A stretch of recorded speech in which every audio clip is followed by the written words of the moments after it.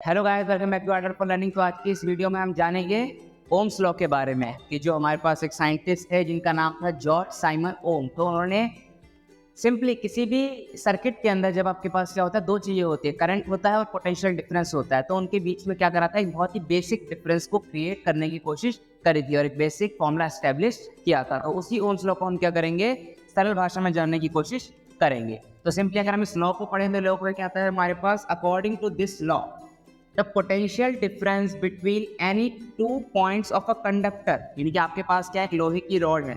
तो इस रॉड के बीच में क्या है, आपने क्या करा, एक बैटरी लगा दी। एक आपने क्या करा, बैटरी लगा दी। हमारे पास हमने क्या करा, एक बैटरी लगा दी। ठीक है, ये बैटरी हो गई बी और ये हो गई रॉड आर नाम की। ठीक है, तो इसके बीच में क्या होगा, जितना भी पोटेंशियल डिफरेंस आएगा, यानी कि इसके बीच में जितना भी इलेक्ट्रॉन्स का डिफरेंस है या जो हमारे पास क्या है पोटेंशियल डिफरेंस है, इसको हम सरल भाषा में बोलते हैं डेली लाइफ में वोल्टेज। सुना होगा आपने कि भाई आज घर में वोल्टेज ज़्यादा है या घर में क्या वोल्टेज कम है। तो ये वही वोल्टेज है। तो वोल्टेज बोलो या पोटेंशियल डिफरेंस बोलो। और अगर सरल देखें कि जो इलेक्ट्रॉन्स का डिफरेंस है, कि रॉड के बीच में जो इलेक्ट्रॉन्स का डिफरेंस होगा वो डायरेक्टली प्रोपोर्शनल होगा किसके, कि उसमें कितना करंट फ्लो कर रहा है, यानी कि उस सर्किट के अंदर कितना करंट फ्लो कर रहा है। यानी कि अगर करंट 5 एम्पियर का फ्लो कर रहा है तो हम मान लेंगे कुछ एक्स नंबर ऑफ इलेक्ट्रॉन्स है।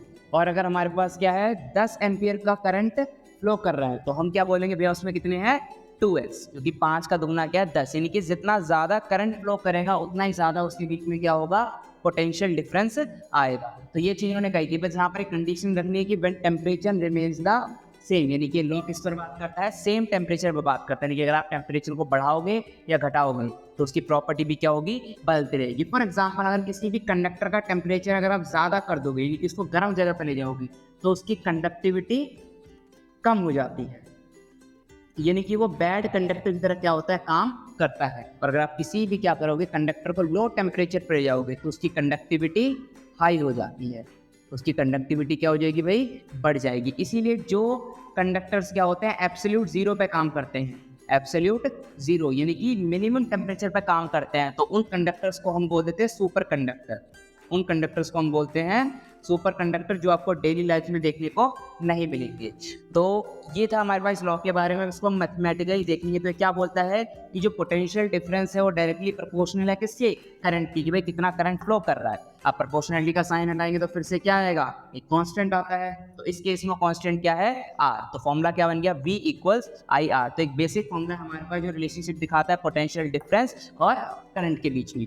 तो यहाँ पर आर क्या है, आर इज अ कांस्टेंट जिसको कहा जाता है रेजिस्टेंस। अब रेजिस्टेंस का इंग्लिश में अगर हम मतलब देखेंगे तो सिंपल क्या मतलब आएगा, उसका ट्रांसलेशन क्या आएगा या उसका मीनिंग क्या है, सिंपली रुकावट। तो रेजिस्टेंस का यही मतलब है, the ability to resist the flow of current. यानी कि हर कंडक्टर के पास, संसार में जितने भी कंडक्टर है, चाहे आप एक रॉड बनाओ गोल्ड की, चाहे आप एक रॉड बनाओ सिल्वर की, चाहे बनाओ लोहे की, कॉपर की, एल्यूमिनियम की, किसी भी चीज़ की, तो वो अपने अंदर आने वाले करंट को क्या करेगी, रोकेगी। वो अपने अंदर आने वाले करंट को क्या करेगी, रोकेगी। कुछ रॉड ज़्यादा रोकेंगी, कुछ रॉड कम रोकेंगी। जो ज़्यादा रोकती हैं वो कहलाती हैं बैड कंडक्टर और जो कम रोकेंगी वो कहलाएंगी good conductor. For example gold है, गोल्ड क्या करता है, बहुत ही उसके पास रेजिस्टेंस क्या होता है, बहुत ही कम होता है, तो वो क्या है कि सबसे अच्छा कंडक्टर है। और वहीं पर बात करें उसके कंपैरेटिवली, हम बात करें किसकी, जिंक की, या फिर उसके कंपैरेटिवली बात करें एल्यूमिनियम की, आयरन की, तो उसके अंदर क्या होती है, रुकावटें ज़्यादा होती है। जैसे कि एक पाइप है, एक पाइप में अगर पानी फ्लो कर रहा है तो उस पानी के लिए रुकावट कौन है, उस पाइप में आने वाले कंकड़। उस पाइप में आने वाले कंकड़, जितनी ज़्यादा कंकड़ होंगे उतनी पानी को क्या होगी, रुकावट देखने को मिलेगी। तो वो कंकड़ ही क्या है, सरल भाषा में रेजिस्टेंस का काम करते हैं। और ये हर कंडक्टर में, किसी में भाई कम होंगे, किसी में ज़्यादा होंगे, या किसी में बहुत ही ज़्यादा होंगे। तो यही होता है हमारे पास का रेजिस्टेंस। अब यहाँ से रेजिस्टेंस का अगर हम फॉर्मूला निकालेंगे तो जो आई है वो नीचे चला जाएगा। तो रेजिस्टेंस का फॉर्मूला क्या आ गया, R equals to V over I. अब इसकी ऐसा यूनिट क्या रखी है हमने, ओम लॉ को सम्मान देते हुए क्या रखी, ओम रखी है, क्योंकि सरनेम पर रखी, जिसको हम दिखाते हैं सिंबल ओमेगा से। तो ये हमारे पास सिंबल होता है ओमेगा का।